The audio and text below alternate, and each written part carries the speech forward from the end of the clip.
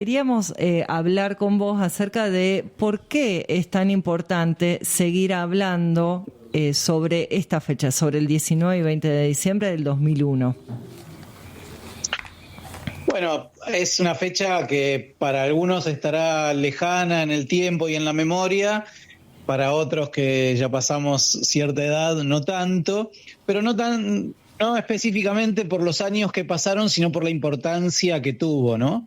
Y ahí hay dos dimensiones. Cuando hicimos un libro al cumplirse los 20 años, en 2021, lo trabajamos mucho, y que esas dos dimensiones son un poco contradictorias, pero a la vez compatibles. Y una es que fue un hecho trágico lo que pasó entre el 19 y el 20 de diciembre, porque hubo una represión y hubo muertos que ya sabemos venían sucediéndose los días previos por algunos saqueos y algunos hechos de violencia que encontraban en la represión la única respuesta que el gobierno de entonces daba.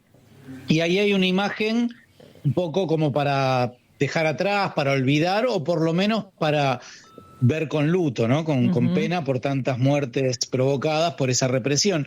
Pero hay otra imagen de lo que pasó en diciembre del 2001 que tiene que ver con un pueblo que se volvió protagonista, como ya sabemos, en las calles, en la lucha, sin dejarse amedrentar por un estado de sitio que era un manotazo de ahogado de un gobierno en retirada, ni siquiera por la violencia represiva, y que después también se hizo valer y se hizo notar por el impulso a asambleas autoconvocadas, a colectivos de trabajo horizontales, a espacios de organización en los lugares de trabajo, incluso ocupando fábricas abandonadas y poniéndolas a producir, organizando comunitariamente barrios y cooperativas. Bueno, todo ese despliegue tomó mucha potencia, ¿no? El que se vayan todos de algún modo explicaba la falta de legitimidad de una dirigencia política, y esa legitimidad se la encontró en el hacer entre pares, entre ciudadanos, entre personas del común, y eso tuvo mucha potencia. Entonces, cuando recordamos diciembre del 2001, creo yo que ahí hay un énfasis para poner y para reivindicar. Sí. No, me parece que toda la... ¿Qué tal, Leonardo? Pablo te habla. ¿Cómo estás, Leonardo? No, me acuerdo de una frase de aquel momento y toda la descripción que hacías de cómo fue creciendo la organización a partir de lo del 19 y 20 de diciembre, que es que el saqueo es la forma de organización más primitiva, ¿no? Que a lo mejor es una forma de organización triste en el sentido de que es medio entre pobres contra pobres, el que tiene una moneda más contra el que está muy hecho bosta, y a partir de ahí se empieza a generar algo distinto, pero esa forma de organización primitiva, en el sentido de que es con escasa reflexión, si se quiere, pero tiene un contenido político muy fuerte, después empieza a disparar otro tipo de organización y otro tipo de reflexión de la situación política. Sí, primitiva y en cierto sentido también muy expuesta a manipulación y a intereses, ¿no? Nosotros lo veíamos en aquellos meses. Yo estaba en Montechingolo, que es acá en Lanús, en el conurbano, y la verdad que en el clima de saqueos, algunos dirigentes de la vieja política del peronismo, del conurbano, también se frotaban las manos y decían, bueno, se va todo al demonio porque el gobierno era de la Rúa. Y nosotros la verdad no veíamos eso con mucha expectativa, aunque nos atravesaba, ¿no? En el barrio, más allá de lo que cada uno decidiera, había vecinos, familias que se acercaban a los comercios que estaban siendo saqueados, y como ya teníamos una militancia previa, lo que hicimos fue convocar una asamblea, claro, y decir, miren, es genuino reclamar comida, alimentos, qué sé yo. Alguno hasta pensaba en algún regalo para las fiestas, algún lechón entero más allá de los paquetes de arroz o algún televisor, qué sé yo. No nos íbamos a poner a cuestionar eso en una crisis tremenda que había, pero lo que dijimos fue, movilicémonos junto a otros barrios que también están organizados, a los grandes hipermercados, y hagamos una demanda un poco más seria, un poco más sistemática, ¿no? De entrega de alimentos, de que se puedan pasar bien las fiestas, y así lo hicimos. elegimos una zona de hipermercados en Quilmes, y fue de mucha tensión también, y fue de cierta fricción ahí con la policía que mandaban a cuidar al supermercado. Nuestra idea no era atacarlo, pero sí hacer una demanda firme. Entonces convivió un poco todo eso, ¿no? Creo que lo importante es que había una situación de necesidad y urgencia, digamos, en la demanda de la gente, y que cuando había organización popular eso se canalizaba de mejor forma. A eso voy, sí, sí. Pablo, Claro. hay como un imaginario desde que asumió el gobierno de Milei, de Javier Milei, y empezó a llevar adelante sus políticas de ajuste, ¿no? Esta idea que muchos sostienen que esto ya va a explotar, ¿no? Y durante muchos años en Argentina, el 19 y 20 de diciembre, siempre fueron fechas después del 2001 de qué va a pasar el 19 y 20 de diciembre por justamente esta memoria colectiva de este argentinazo, de lo que sucedió en el 2001. ¿Cómo crees hoy que se expresa ese malestar, ese ajuste que está sufriendo el pueblo?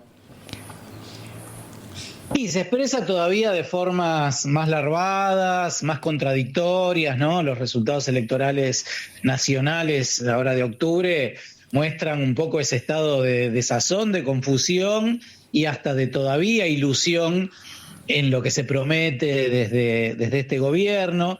Mira, hace unos días nos acordábamos de otra fecha que también en diciembre nos interpela todavía un poco más atrás del 2001, que fue el Santiagazo, el santiagueñazo se lo llamó, en su momento, que fue también una rebelión popular en la provincia de Santiago del Estero del año 93. Me acuerdo. 93, sí. Cuando el ajuste y también los condicionamientos a las provincias dejaba a todo el sector de trabajadores, de empleados, de desocupados en la provincia de Santiago del Estero a la deriva. Y hubo una bronca social que terminó atacando la casa de gobierno, atacando incluso la casa de los políticos de ese gobierno, se conocían todos en Santiago del Estero, y bueno, fue la primer rebelión popular de aquel ciclo menemista, ¿no? Y mirá que estamos hablando del 93 y después nos vamos al 2001, 8 años hubo de todavía hegemonía menemista, después de la Rúa, toda esa continuidad nefasta para el pueblo. Y bueno, fue esa larga década entre Menem, de la Rúa y todavía algunos ecos posteriores, hasta que la paciencia no se aguantó más, las formas de organización tuvieron una potencia para impugnar efectivamente todo eso. Y no hay que hacer paralelos muy mecánicos, ¿no? Nunca la historia se repite de ese modo, pero creo que ahí hay algo para mirar. Los tiempos para que el cambio sea con la fuerza necesaria suelen ser más largos de lo que a veces nos da la ansiedad o las ganas a quienes estamos más politizados o siguiendo más de cerca y con bronca, ¿no? Estas medidas que insisten todavía en quitarle la asistencia a los discapacitados, a los jubilados. Bueno, a mí me indigna hoy. Yo quisiera que hoy mismo esto se acabe y que el pueblo diga basta. Pero evidentemente entre los 40 y tantos millones de compatriotas hay miradas distintas y esos procesos van a llevar su tiempo. Claro. Y otro elemento también que se habló mucho tiene que ver con cuánto había de espontáneo y cuánto había de organización previa en lo que sucedió en el 2001, también para entender lo que puede llegar a pasar ahora, ¿no? Sí, eso creo que es también una constante, lo hablábamos con compañeros militantes también de otros países en América Latina, en Colombia, lo que pasó en Bolivia, digamos, en Ecuador, más recientemente en Chile, aunque después, lo que pasa después ya es otro capítulo, ¿no? De estas circunstancias, pero muchas veces hay una combinación de parte y parte, hay un factor espontáneo, hay gente que se siente esas ganas de movilizarse y así lo hace y tiene una importancia determinante, pero que después no se organiza o no quiere o no confía tampoco en las formas de organización, ¿no? Repudia a los políticos y tampoco se acerca a una organización, pero bueno, manifestar la bronca manera espontánea, está bueno, sirve, suma, es una forma genuina. Lo que sí vemos nosotros que si no tiene eso, un cauce propositivo, además de impugnar el estado de las cosas que queremos efectivamente impugnar, cuando ya decimos que como sociedad que las cosas no van más en el modo que vienen llevando, después hay que construir, ¿no? Claro. Y construir es construir un proyecto.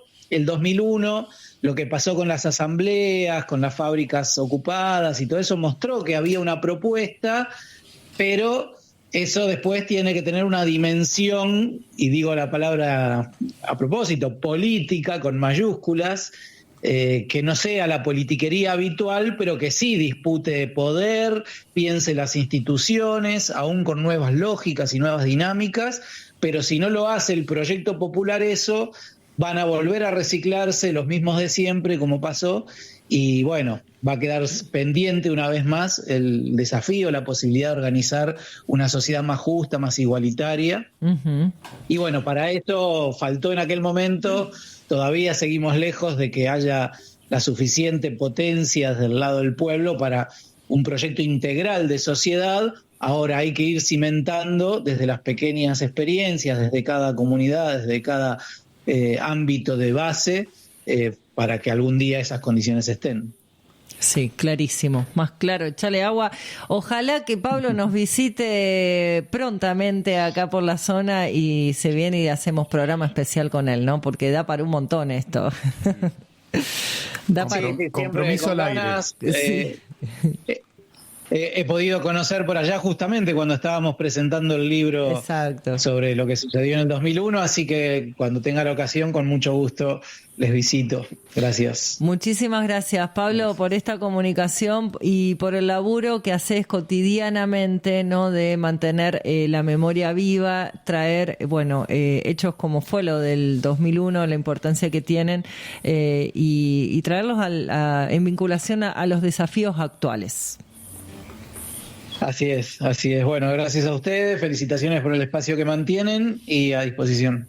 Muchísimas gracias, Pablo. ¿Te pareció interesante el contenido? Escanea el QR y suscríbete.